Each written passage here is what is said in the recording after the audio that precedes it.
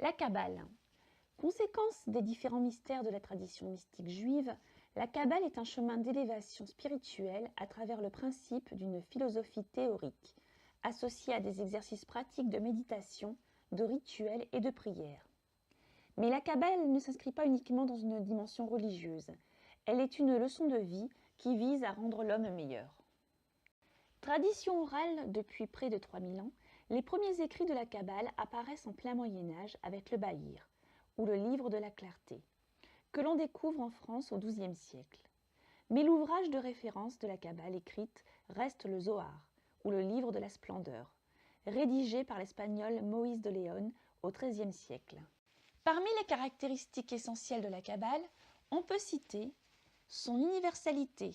La Kabbale est le fruit de traditions orientales, de doctrines antiques et d'inconscient collectif, qui a trouvé un écho important dans tous les courants ésotériques d'Europe et d'ailleurs. Son audace. La Kabbale propose des éléments de réponse aux questions fondamentales, sans tabou ni barrière.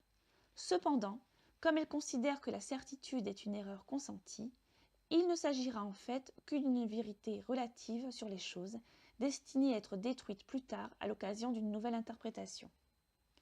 Sa dimension actuelle, la Kabbale s'intéressant exclusivement à l'homme et à l'univers. Il s'agit encore et toujours de thèmes ancrés dans l'actualité. Toutes les religions ont plus ou moins un volet mystique ou ésotérique. Mais la Kabbale veut avant tout apparaître comme un outil d'aide à la compréhension du monde. Dans cette perspective, elle fournit à ses adeptes des éléments concrets. Le diagramme synthétique nommé arbre de vie ou séphirote, ainsi que des clés de lecture pour de nombreux ouvrages. En d'autres thèmes, la Kabbale se veut à la fois un outil de travail sur soi et un moyen efficace pour appréhender d'autres systèmes de pensée. Véritable phénomène médiatique depuis plusieurs années, la Kabbale bénéficie de soutien notoire dans le milieu des artistes anglo-saxons, parmi lesquels Madonna, Britney Spears, Demi Moore ou encore Bruce Willis, mais aussi français avec Arthur ou Jennifer. Ils arborent tous fièrement le petit bracelet rouge, symbole de l'appartenance à ce courant. Le centre de Kabbale, bien qu'ayant reçu l'adhésion des stars, est largement contesté par de nombreux rabbins. Ces maîtres spirituels juifs lui reprochent une appropriation de leur patrimoine culturel dans un but uniquement commercial.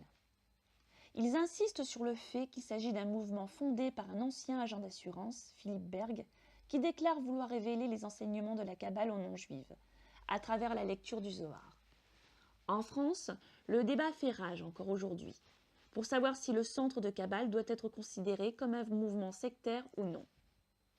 Pourtant, si on reprend les fondements de la mystique juive, il s'agit uniquement d'une relecture perpétuelle des textes sacrés. Une réflexion qui élève l'esprit au-delà même du seul domaine religieux.